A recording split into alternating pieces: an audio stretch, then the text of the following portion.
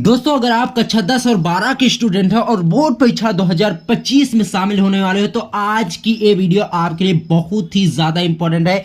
आज की इस वीडियो में हम समझेंगे कि बोर्ड एग्जाम में एग्जामिनर फुल मार्क्स कब और कैसे और क्यों देते हैं। हर विषय में इस वीडियो से आपको 20 से 25 नंबर ज्यादा मिलने वाला है। दोस्तों, आज की इस वीडियो में आपको बताने वाला हूं कि बोर्ड एग्जाम में एग्जामिनर कौन कौन सी ऐसी चीजें देखते हैं जिसके वजह से हमें फुल नंबर देते हैं। तो आज की ये वीडियो आपके लिए बहुत ही ज्यादा इंपॉर्टेंट है। आज की इस वीडियो में 3 ऐसे पॉइंट आपको बताऊंगा जिससे आप फॉलो करते हो तो एग्जामिनर आपको बोर्ड एग्जाम में पूरे नंबर देगा। तो बोर्ड परीक्षा 2025 में जितने भी स्टूडेंट इस वीडियो को देख रहे हैं 2025 की बोर्ड एग्जाम में शामिल होंगे तो ये वीडियो उनके लिए बहुत ही ज्यादा इंपॉर्टेंट है। और इस वीडियो में मैं आपको बताऊंगा कि बोर्ड एग्जाम में एग्जामिनर फुल मार्क्स कब और कैसे देते हैं। तो चलिए सबसे पहला पॉइंट पर हम चलते हैं।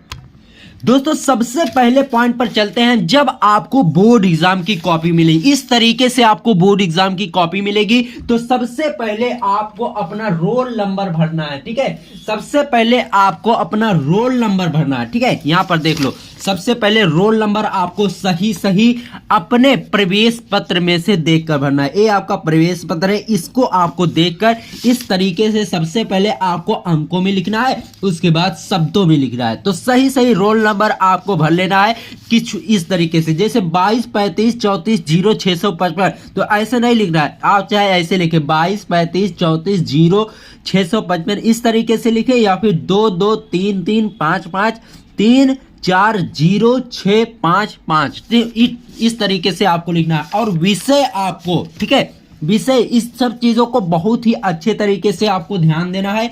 विषय आपको हिंदी भर देना है, प्रश्न पत्र में केवल प्रश्न पत्र और पेपर कोड सबसे ज्यादा मोस्ट इंपॉर्टेंट चीज। अगर आपका पेपर कोड गलत रहेगा तो कितना भी अच्छा आप लिख दे, हर प्रश्न का उत्तर आप बिल्कुल सही लिख दे, लेकिन अगर पेपर कोड आपका सही नहीं है तो बोर्ड एग्जाम में एग्जामिनर आपको पूरे नंबर नहीं देगा। तो पेपर कोड आपको बिल्कुल सही भरना है।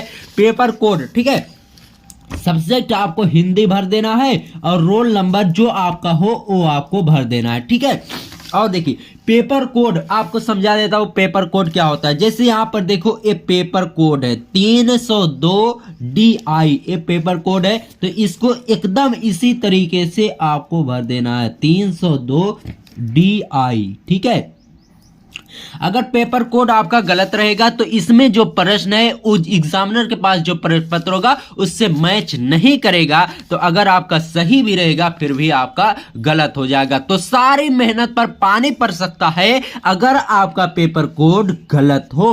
और सबसे इंपॉर्टेंट बात, सेंटर पर जो सिग्नेचर कराए जाते हैं रजिस्टर में, उन सिग्नेचर को जरूर करके आना है। अगर आप उन सिग्नेचर को नहीं करेंगे तो आप एब्सेंट हो जाएंगे, पूरा पेपर देते हुए भी आप फेल हो जाएंगे। ठीक है, तो सिग्नेचर जरूर करके आना है। और सबसे इंपॉर्टेंट बात, रोल नंबर आपको परीक्षा की हर पेज में लिखना है, परीक्षा कॉपी की हर पेज में आपको रोल नंबर लिखना है, ताकि अगर आपकी कॉपी का कोई भी पेज टूट कर गिर जाए तो वो मिलने पर आपकी कॉपी में जुड़ सके। ठीक है, तो चलिए अब अगले पॉइंट पर हम चलते हैं। ठीक है, सबसे इंपॉर्टेंट पॉइंट आता है कि पेपर की शुरुआत कैसे करें।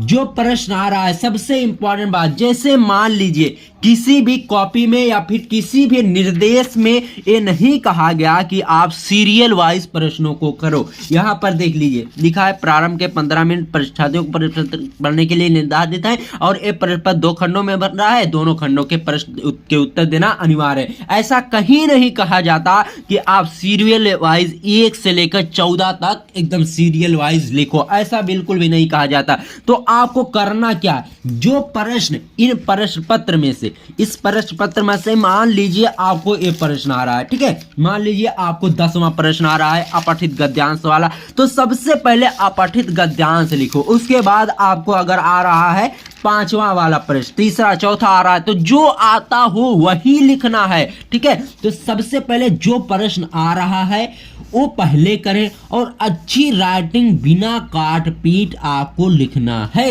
यानी जो प्रश्न आपको आ रहा है सबसे पहले उसे लिखना है और काट पीट बिल्कुल भी नहीं करनी है। और सबसे इंपॉर्टेंट बात, जब एग्जामिनर आपका पहला पेज अच्छा देखेगा, उसमें कोई भी गलती नहीं पाएगा, तो अगले पेज में जो भी गलतियां भी आपकी होगी छोटी मोटी, तो उसे इग्नोर करके वो कॉपी में सब कुछ सही करता हुआ चला जाएगा। तो इससे बहुत सारे नंबर आपके बच सकते हैं और बहुत ही अच्छे नंबर मिलने के चांस है।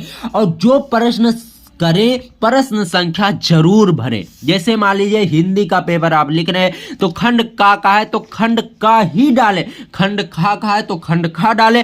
और प्रश्नोत्तर संख्या 1 में जैसे यहाँ पर देखिए ऑप्शन दिए, तो प्रश्न संख्या 1 का करें तो का ही डालें, या फिर प्रश्न संख्या 1 केवल लिखने से काम नहीं चलेगा। और प्रश्न संख्या 1 का घा कर रहे हैं तो प्रश्न संख्या 1 का घा लिखे। ठीक है, तो इस तरीके से अगर आप उत्तर देते हो तो एग्जामिनर एक भी नंबर आपका नहीं काटेगा और पूरे नंबर आपको देगा। चलिए अब देखते हैं अगला पॉइंट क्या फॉलो करना है हमें। दोस्तों सबसे बड़ा सवाल, जो प्रश्न आधा आ रहा है उसे छोड़ दूं क्या?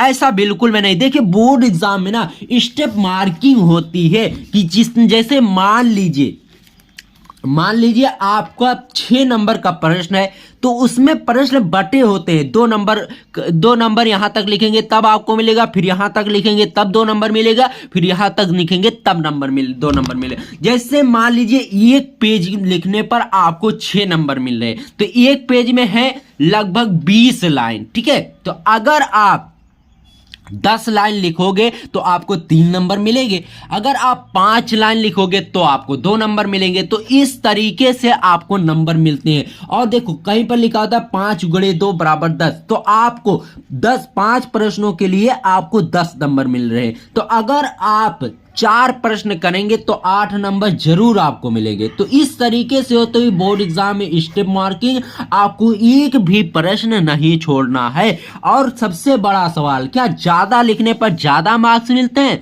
ऐसा बिल्कुल भी नहीं दोस्तों।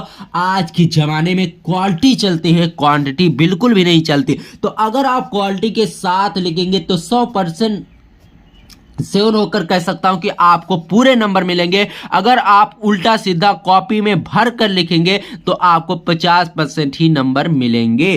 ठीक है, जितने शब्द में बोला जाए उतने शब्द में ही लिखें और उत्तर बिल्कुल सटीक लिखें। जैसे मान लीजिए जीवन परिचय पूछा जाता है भैया 80 शब्दों में, आप लिख रहे हो 120 शब्दों में, तो आपका ना तो एग्जामिनर नंबर बढ़ा कर देगा और ना ही आपको एग्जामिनर ज्यादा नंबर देगा। तो ऐसा बिल्कुल भी नहीं करना है। जितने शब्द में बोला जाए उतने शब्द में ही लिखना है, उत्तर बिल्कुल सटीक लिखें। ठीक है, और सबसे बड़ा सवाल जो आजकल सबसे ज्यादा ट्रेंडिंग में चलता है, क्या बोर्ड एग्जाम की कॉपी में पैसा रखने से या इमोशनल बातें लिखने से आप पास हो सकते हैं? ऐसा बिल्कुल भी नहीं है।